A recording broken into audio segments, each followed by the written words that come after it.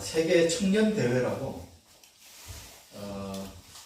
들어보셨죠? 네. 제가 예전에 강의에서도 여러 번 소개를 해드렸는데 아시다시피 이 세계 청년 대회는요, 교황이 세계의 청년들과 만나서 미사를 드리는 카톨릭 행사입니다. 이게 청년들끼리 모여서 춤추고 노래하고 이런 집회가 아니고요, 카톨릭에서 만들어낸 행사고요. 제일 처음에 누가 만들었냐면 교황 요한 바오로 2세가 만들었던 행사입니다. 그래서 이 행사에는 유일하게 청년들만 참가하게 되어 있습니다. 청소년까지 해서 학생들도 포함이 되더라고요. 청소년들만 참가할 수 있어요. 장년이나 노인분들은 참가할 수가 없습니다. 자, 이 행사가 제1회가 1984년 바티칸에서 시작되어서 쭉 진행되었죠. 2년에 한 번씩 진행됩니다. 그런데 코로나 팬데믹이 있을 때 딱 멈췄어요, 이 행사가. 당연하죠. 팬데믹이 있으니까 모일 수가 없잖아요. 그러다가 팬데믹이 끝난 다음에 2023년에 2년 전이죠.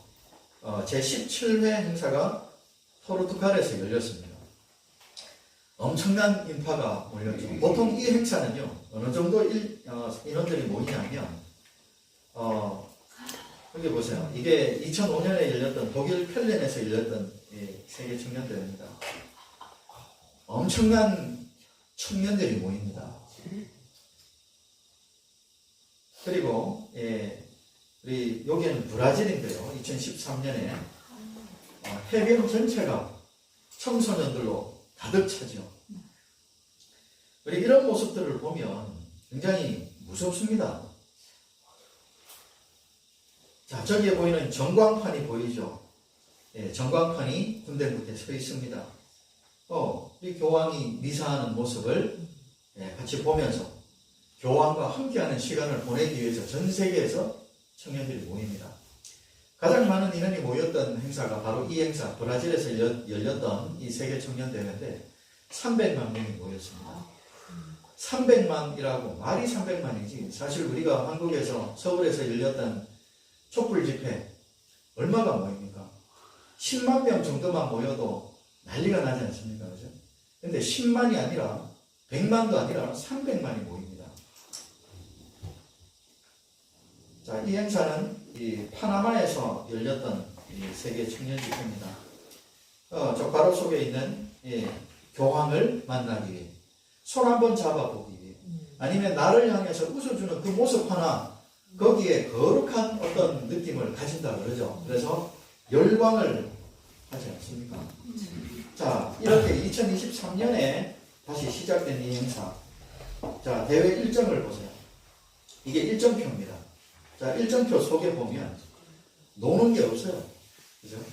전부 다 교리 교육, 미사 드리고, 기도하고, 고해하고, 철야 기도를 하고, 이렇게 한 주일이 지나갑니다. 한 주 동안 행사는 진행되고요. 이때 교황이 같이 참석을 합니다. 그리고 교황 아래에 수많은 추기경들과 우리 신부들이 이 청소년들과 함께 지내면서 계속해서 교육을 합니다. 그리고 마지막 날 일요일에 교황이 직접 미사를 아련합니다. 그렇게 될 때 가장 많은 인원이 이 일요일에 나오게 됩니다. 자, 그런데 드디어 올해 8월 3일에 폐막을 했거든요. 일주일 동안 열렸던 세계 청년대회가 바티칸에서 열렸습니다. 바티칸에서 열린 이유가 뭐냐면 올해가 교황이 정한 희년입니다. 그래서 희년 기념하여 바티칸에서 행사가 열렸습니다. 교황이 바뀌었죠. 레오 14세라는 새로운 교황이 참가한 행사입니다. 이 장면은 교황이 행사장으로 가기 위해서 차량으로 갈 수가 없어요.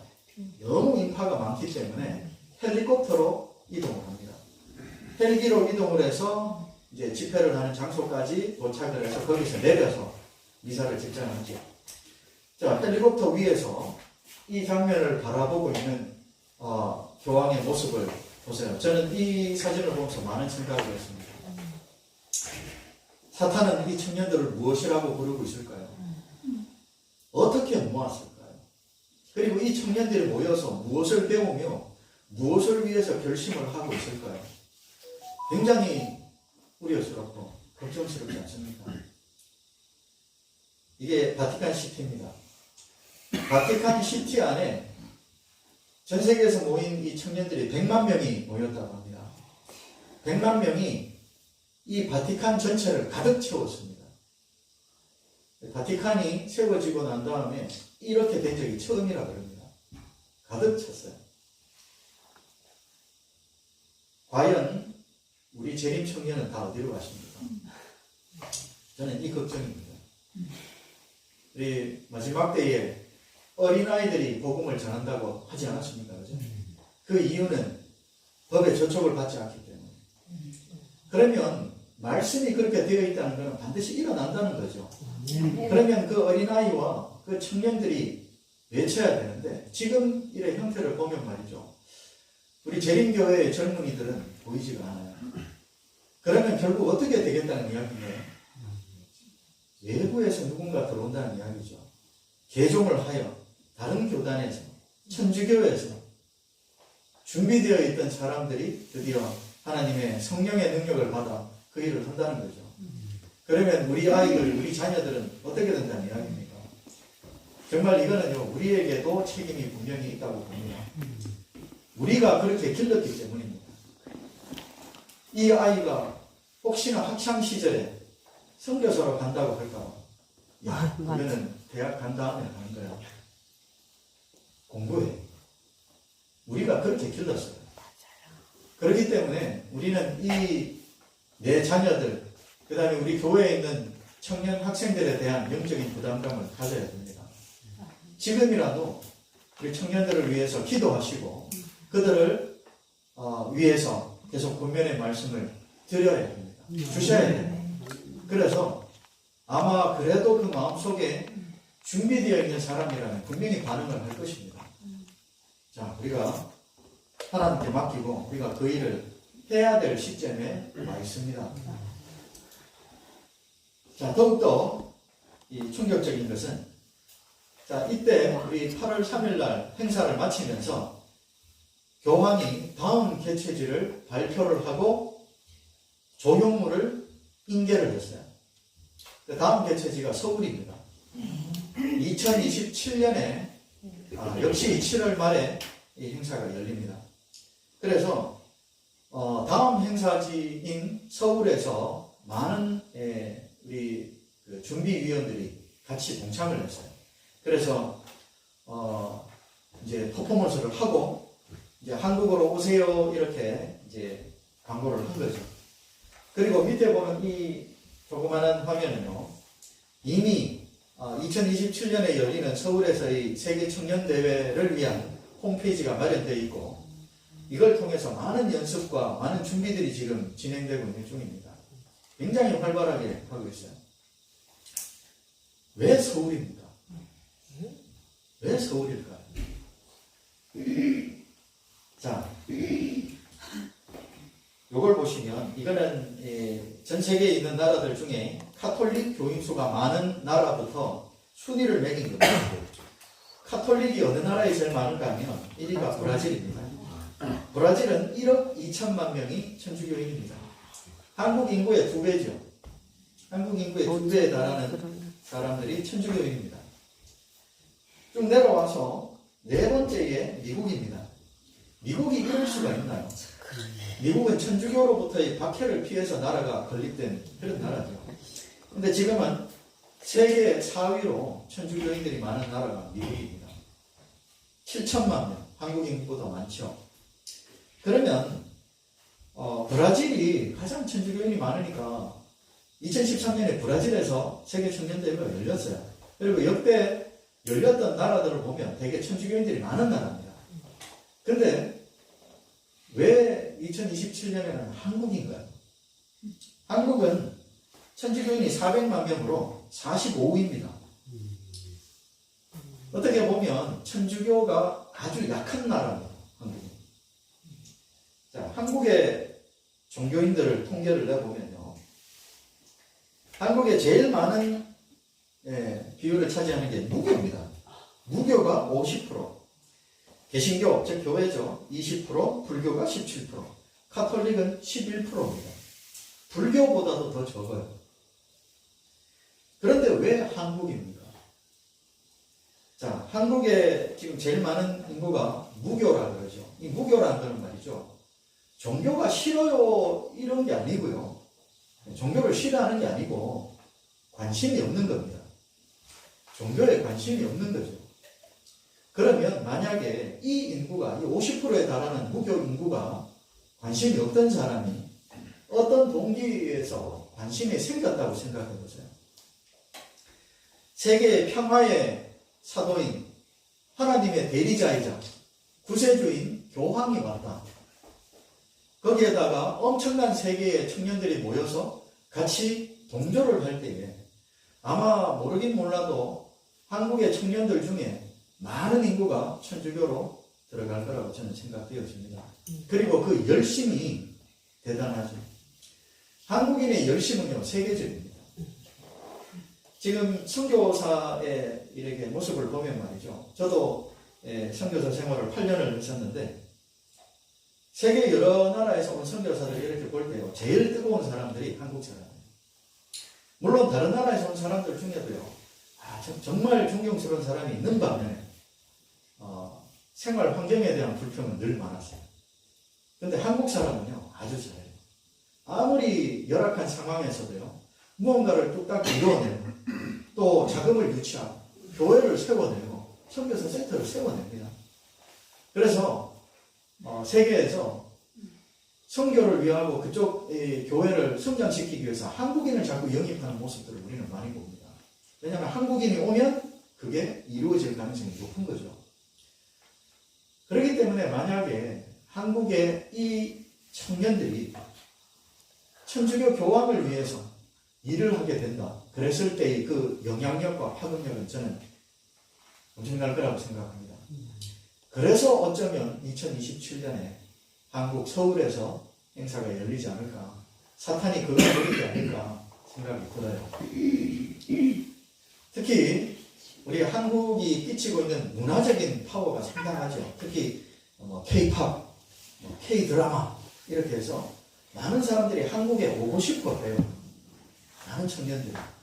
근데 이 기회를 통해서 한국에 올 수 있는 기회, 그리고 분명히 이 한국의 이 행사위원회에서는요, 한국인 문화인들을, 그러니까 연예인들을 대거 투입시킬 계획이라고 지금 이야기를 하고 있거든요.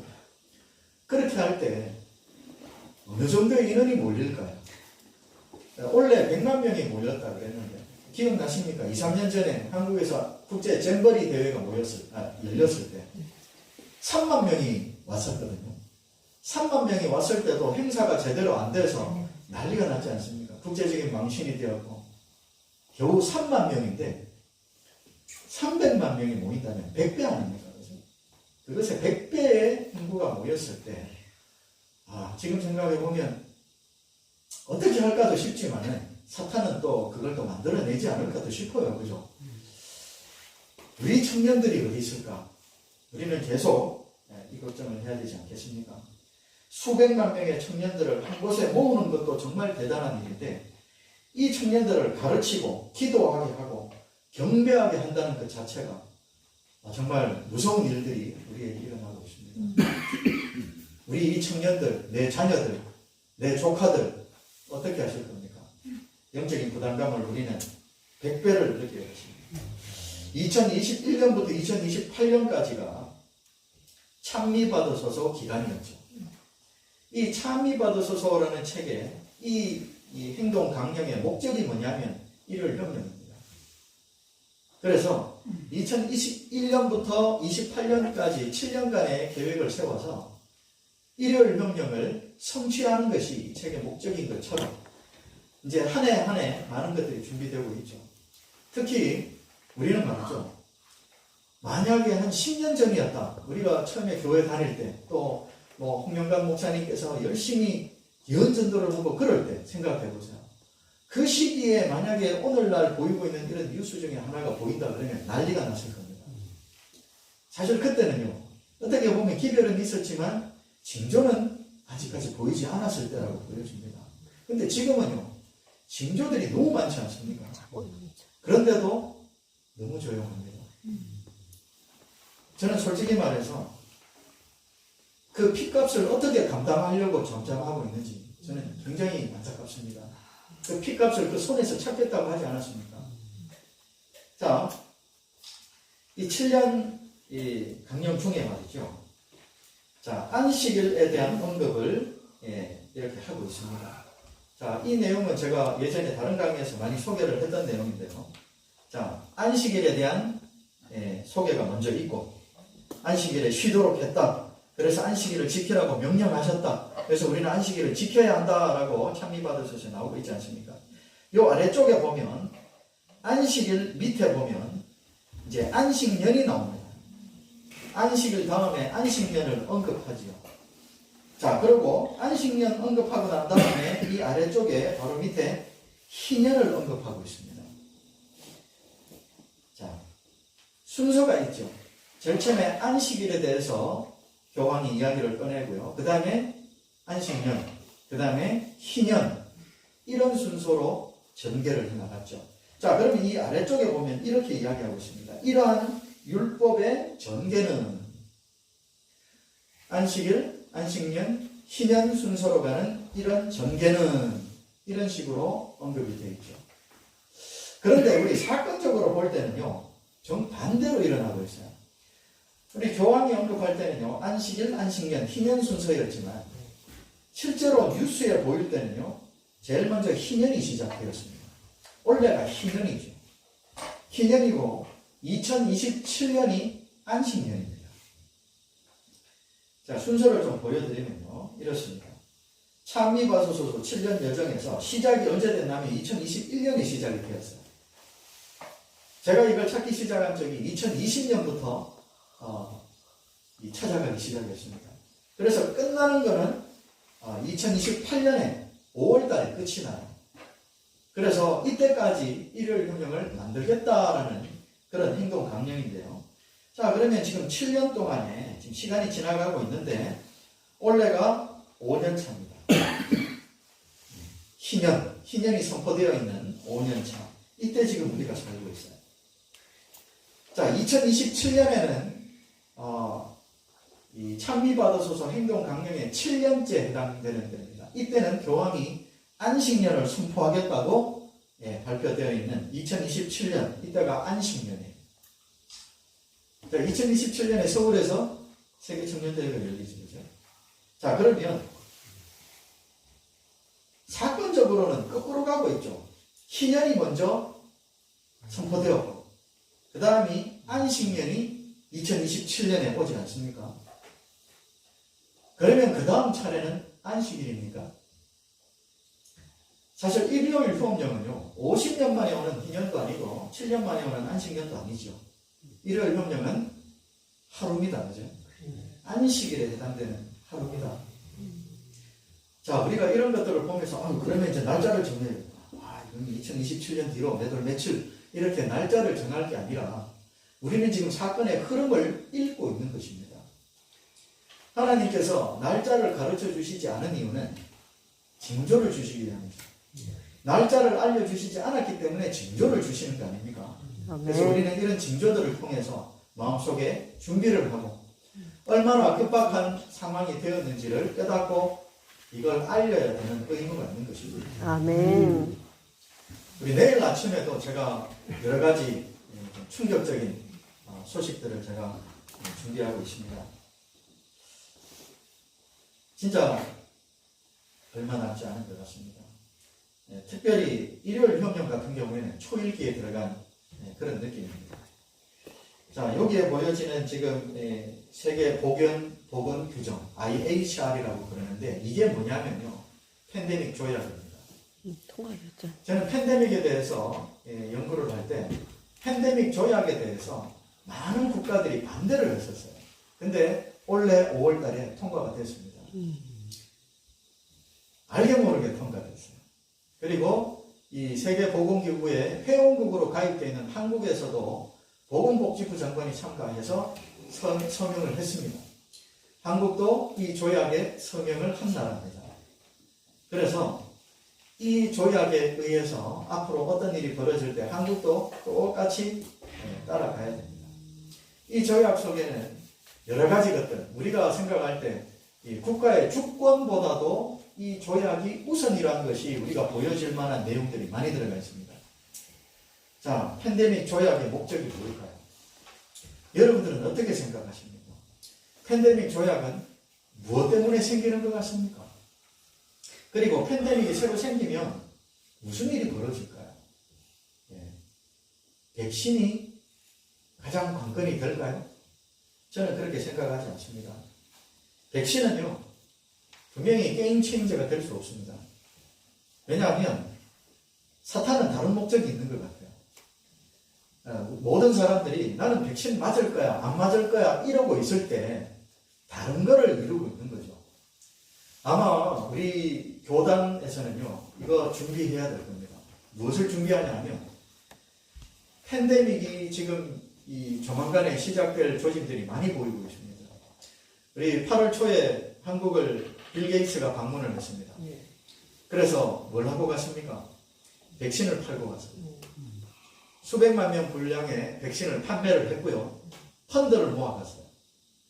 그 다음에 그 이어서 또 다른 나라 일본을 방문하고 이렇게 하면서 계속해서 자금을 모아갔습니다.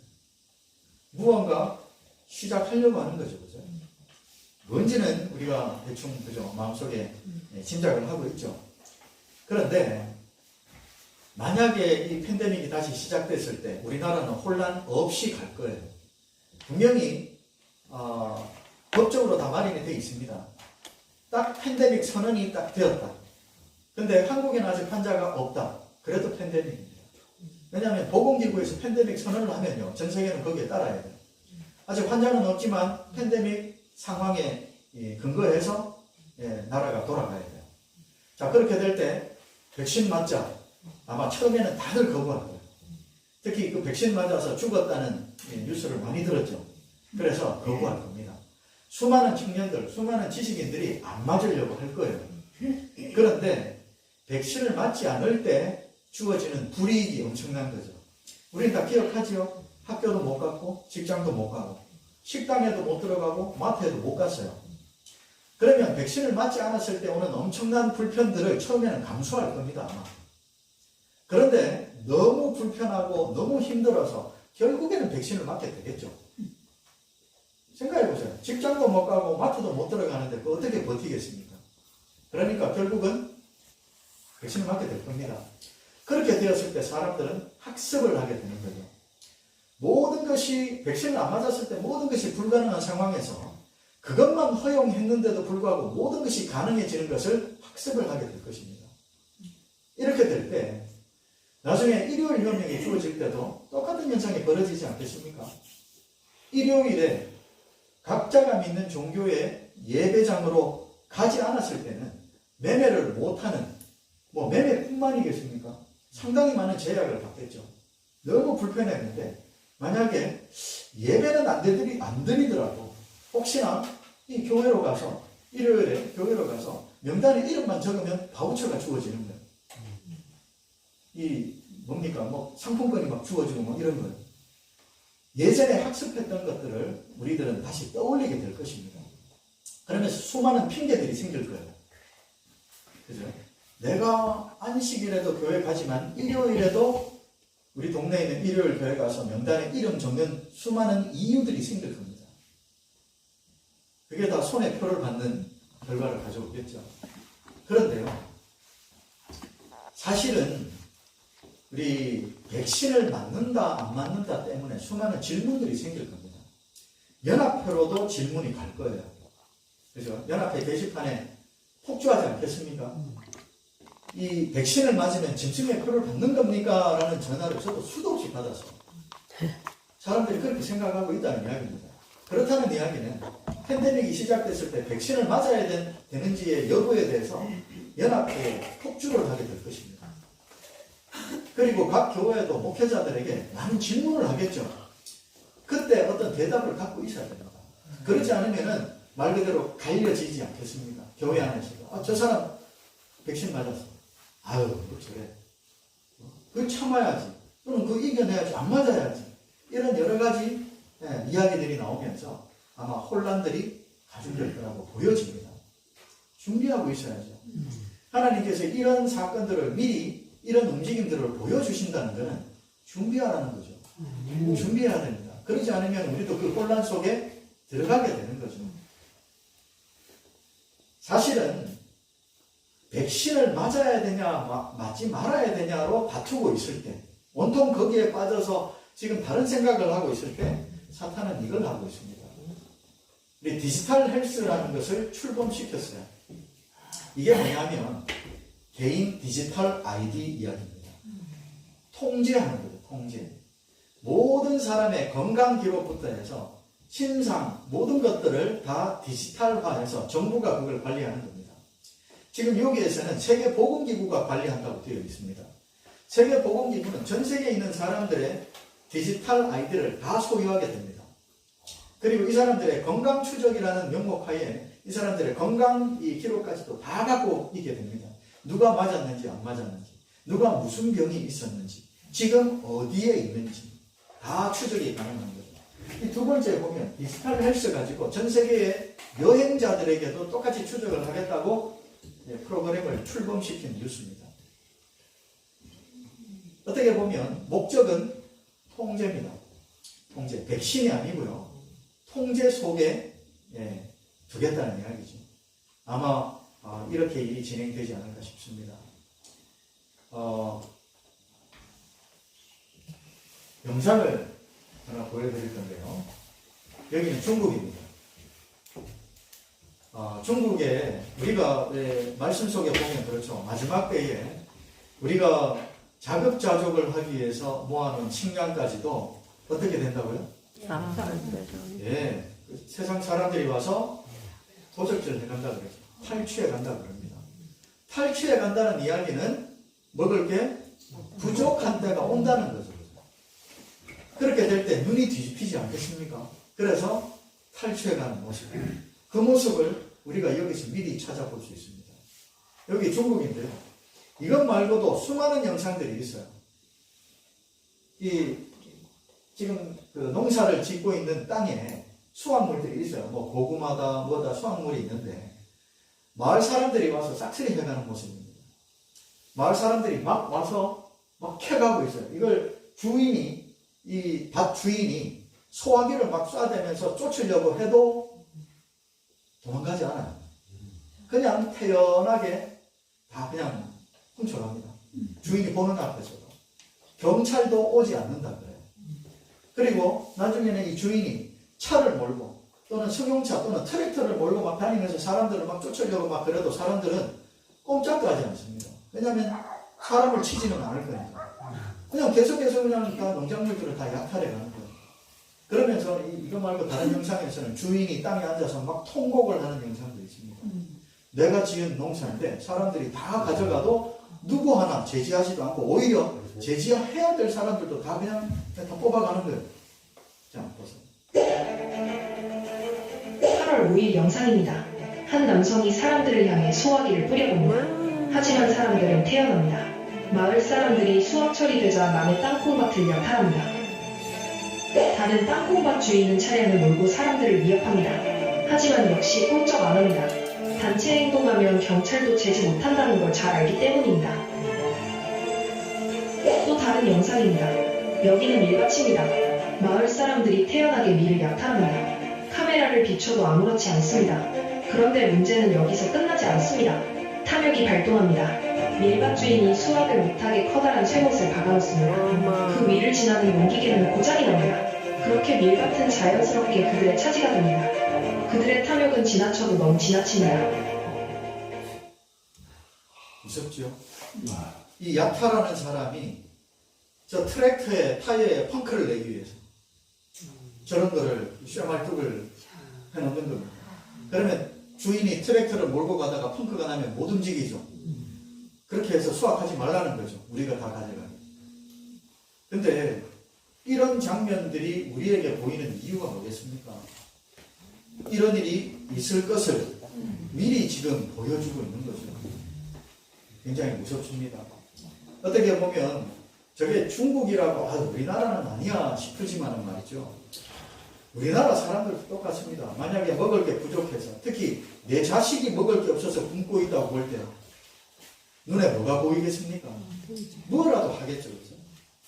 그런 일들이 우리에게 예고되고 있지 않습니까? 지금 우리는 굉장히 엄중한 시대에 살고 있습니다.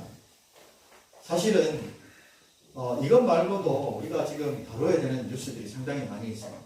지금 세계 3차 대전에 대한 이야기도 굉장히 많이 나오고 있습니다. 그리고 이 대만 전쟁도 지금 곧 시작한다고 지금 또 뉴스들이 막 뜨고 있죠. 중국이 대만을 침공한다. 그랬을 때 한국도 거기에 연루될 가능성이 아주 높습니다. 왜냐하면 대만 바로 옆에 있는 미군 기지가 일본과 한국에 있습니다. 그래서 만약에 대만으로 출동하는 미국 군인들은 다 일본과 한국에서 출동을 하게 되죠. 그래서 한국도 전쟁에 휘말릴 가능성이 아주 높은 그런 시기에 있습니다. 그럼 누구는 그래요. 하나님이 보호하시는데 한국은 아닐 거야. 그런 게 어디 있습니까? 그렇죠? 네. 한국도 어떻게 될지 모르는 상황입니다. 근데 이렇게 지금 전 세계에서 전쟁 준비에 혈안이 되어 있는 가장 큰 이유는요. 이번에 러시아 우크라이나 전쟁 때문에 그렇습니다. 러시아 우크라이나 전쟁을 보면서 유럽과 동남아에 있는 많은 나라들은요. 한 가지 학습을 했어요. 그게 뭐냐면 미국이 지켜줄 걸로 믿고 있었는데 실제로 터지니까 안 지켜준다라는 것을 이제 알게 됐습니다. 그래서 특히 유럽의 독일이나 프랑스 같은 나라는 이제 우리가 알아서 우리나라를 지켜야 된다라는 쪽으로 확실하게 돌아섰어요. 그래서 각 나라가 지금 무기들을 확보하고 있습니다. 이 일에 한국이 중심에 서 있습니다. 한국에서 무기를 다 수입하고 있죠. 한국이 어떻게 그렇게 무기를 많이 수출하나요? 지금 불경기다 수출이 안 된다 그러고 있지만 한국의 무기 산업은 유일하게 엄청난 호황을 누리고 있습니다. 어마어마한 돈을 벌어들이고 있어요. 그 이유는 한국은 북한과 대치관계에 있기 때문에 항상 무기를 만들어 왔었어요. 공장에서. 그리고 무기 공장도 많고 또 신속하게 만들어내는 빨리빨리의 문화가 있죠.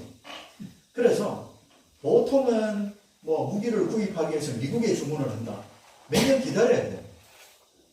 완제품이 나올 때까지 몇 년 기다려야 됩니다. 근데 한국은요, 바로 다음 주에 실어다 줍니다. 늘 있어요. 늘 전차가 있고 늘 전투기를 만들어낼 수가 있죠. 그래서 지금 다른 나라에서 한국의 무기들, 비행기들, 전투기, 미사일들을 수없이 사가고 있습니다. 왜요? 이제 내 나라는 내가 지켜야 된다 해서 각 나라들은 다 무기들을 지금 확보하고 있어요. 이제 민족이 민족을, 나라가 나라를 대적한다는 그 말씀이 이제는 피부에 와닿죠. 사실 2020년에 시작할 때만 해도 전쟁은 늘 있어 왔는데 이 생각밖에 없었어요. 그래서 그러다가 팬데믹이 딱 터졌을 때 드디어 네 번째 온역이 시작되었구나. 우리가 그때 알게 되었죠. 근데 지금은 보세요. 이 전쟁과 기근과 온역 이런 것들이 계속 꼬리를 물고 있지 않습니까? 여러분들 기후재난이 2020년 전에도 있었나요? 팬데믹이 시작될 때도 이렇게 했었나요? 그러지 않죠. 사실 그 팬데믹이 있기 전만 해도 우리가 기후재난 글쎄 1년에 한 번 있을까 말까. 그죠? 별로 없었죠. 그런데 지금은요. 너무 심하죠. 그것도 희한하게 2020년을 기점으로 해서 그때부터 굉장히 심해졌습니다. 정말 이상하지 않습니까? 우리는 그 이유를 알고 있습니다만 세상 사람들은 이제 뜨뜻미지근해졌죠. 마지막으로 제가 이야기를 하나 드리겠습니다. 여러분들 어릴 때 미꾸라지 많이 잡아서 끓여서 이렇게 드셔보셨죠?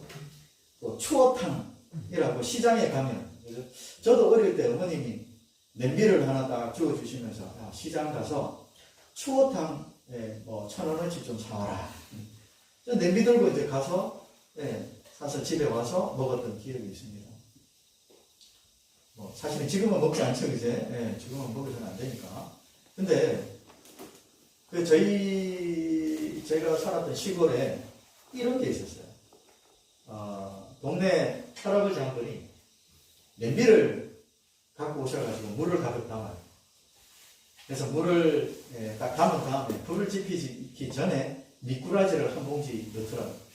소쿠리에다가 푹 떠가지고 냄비 안에 부어요. 그럼 처음에는 미꾸라지들이 왔다 갔다 막 하고 난리를 치는데 조금 있다가 조용하게 가라앉아 있죠. 근데 이제 거기에다가 이제 밑에 불을 지피더라고요. 불을 딱 지피니까 뭐 처음부터 뜨겁습니까? 처음에는 아무 일도 없는 것처럼 있었는데, 그죠? 근데 처음에 이제 소쿠리로 딱 넣었을 때는 난리를 쳤죠. 근데 조금 있으니까 별일 없네? 가만히 있는 거예요. 별일 없다. 그리고 불이 지펴지고 조금 따뜻해지니까 이거 뭐지? 좀 이상한데? 그래도 괜찮아요. 뭐 여름철에 뭐 조금 따뜻한 그 정도? 괜찮네. 따뜻해져도 지금 그렇게 있는 거예요.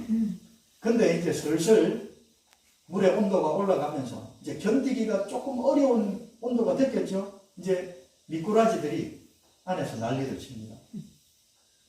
그때 좀 끔찍한 이야기를 제가 드리는데, 그때 그 동네 할아버지가 두부 한 모를 딱 가져와서 모나미 볼펜 뒷부분으로 두부에 구멍을 내더라고요. 두부를 찔러서. 그래서 그 찬 두부를 물 안에 넣더라고요. 그러니까 미꾸라지들이 뜨거워서 막 요동치고 있다가 두부가 딱 들어오니까 두부 안으로, 구멍 뚫어놓은 그 안으로 막 파고드는 겁니다. 안에 들어가면 시원하죠? 막 파고 들어가는 거예요. 조금 있으니까 미꾸라지가 없어요. 다 들어갔어요. 근데 조금 있으면 물이 끓고 막 그래야 되면요, 두부안이 더 뜨거울지도 모르죠. 고체기 때문에 비열이 높아서 더 뜨거워지죠. 그래서 나중에 그 두부를 꺼내서 자르시더라고요. 그래서 초장에다가 찍어서 드시는 거를 제가 봤어요. 전 솔직히 충격이었습니다. 그래서 그걸 아직도 기억을 하고 있거든요. 어떻게 이 이야기를 들으니까 그 참 괜찮은 방법이에요. 그런 생각이 드십니까? 어떻게 보면 우리 재림교회들이 이러고 있는지도 모릅니다. 처음에 시작할 때는 소쿠리로 툭 떠서 냄비 안에 들어갈 때는 난리를 쳤어요. 근데 괜찮네. 조용한 거죠. 뜨뜻해져 올 때도 계속 가만히 있는 것 같습니다. 그러다가 뜨거워졌을 때, 이럴 놈요, 무슨 사건이 터져서 난리를 치지만, 그때 어쩌보면 사탄이 제공하고 있는 두부 한 모를 발견할지도 모릅니다. 그 속으로 들어가면 견딜만한 거죠. 사실은 그게 어떤 자리인지도 모르고. 지금 우리는 이렇게 살고 있는지도 모릅니다. 그래서 우리는 지금 뭘 해야 되죠? 우리는 뭘 해야 됩니까? 냄비 손 닦아야 돼. 냄비만 보면 피해야 될 거예요. 자, 우리가 이 시대에 살고 있는 이유는 뭐가 있기 때문입니다? 사명이 있기 때문입니다. 아멘. 우리 성경 속에 보면 광야 생활을 했던 수많은 인물들이 있습니다. 대표적인 인물이 모세, 또 요한, 다윗, 다윗, 엘리야, 예수님까지 많이 있죠, 그죠? 우리 혹시 여러분들 사시면서 내가 지금 광야 생활을 하고 있어, 이런 생각이 드시는 분이 있나요? 우리 대부분은 경제적인 어려움이 올 때 그런 생각을 많이 하죠. 근데 사실은 광야 생활이라는 것은 어려움이 있을 때만을 뜻하는 게 아니고요, 내가 삶의 어떤 시점에서 하나님과 1대1로 만나고 있을 시기가 있어요. 아멘. 주로 그때가 어려움이 있을 때죠, 그죠? 하나님과 1대1로 만나고 있을 때가 광야 생활이라고 저는 믿습니다. 근데 중요한 것은요, 성경에 보이는 이 많은 인물들이 광야 생활을 다 겪었지만 그 광야 생활을 끝낼 때 무슨 일이 있었냐면 사명을 부여받습니다. 아멘. 모세도, 다윗도, 엘리야도 전부 다 광야 생활이 끝날 때는 반드시 사명이 주어지죠. 저나 여러분들이나 삶 속에서 다 광야 생활을 이미 지났거나 아니면 지금 지나고 있거나 그때 불평만 하고 있으면 정말 그냥 어려운 일을 당한 것 뿐입니다. 그런데 그 속에서 하나님을 만난다면 말이죠. 아멘. 그 광야 생활을 끝내시면서 하나님께서 뭘 주신다고요? 사명. 사명을 분명히 주신다는 겁니다. 그 사명 때문에 우리가 지금 이 시대에 살아있는 거고 조선시대에 태어나지 않고 지금 태어난 거죠. 그러면 우리가 그 일을 못한다, 그 일을 안 한다고 했을 때는 우리의 삶의 의미가 없어지는 겁니다. 제일 두려운 환경이 뭔지 아십니까? 지금 춘천 어디에서 성령운동이 일어났더라. 와, 호주 어디에서 안식일 때문에 잡혀갔다가 순교를 당했더라. 와, 그런 뉴스가 보이고 또 많은 사람들이 어려움을 당한다고 할 때, 누군가가 잡혀서 벌금을 내고 투옥이 됐다고 할 때, 나에게는 아무 일이 없는 것이 정말 두려운 상황입니다.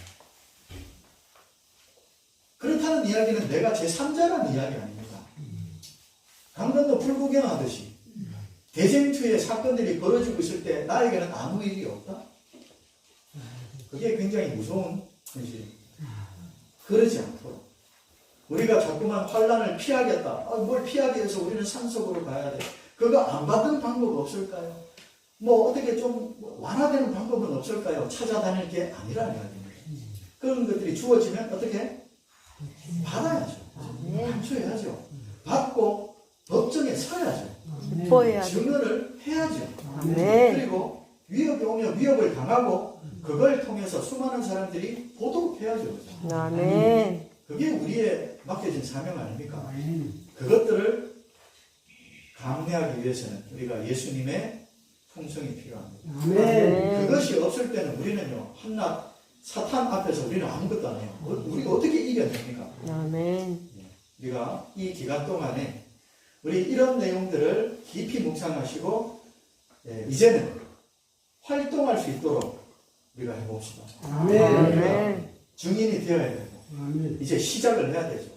바라건대 우리로 인하여 한국에 재림운동이 시작되었으면 하는 바람이 저의 소원입니다. 아멘. 여러분들 우리가 재림운동의 발화점이 되어서 여기서부터 재림운동이 시작되도록 간절히 우리 서로가 노력하고 기도하는 이 일정이 되었으면 좋겠습니다. 아멘. 기도하고 마치겠습니다. 하늘에 계신 아버지, 지금 세상은 바삐 돌아가고 있고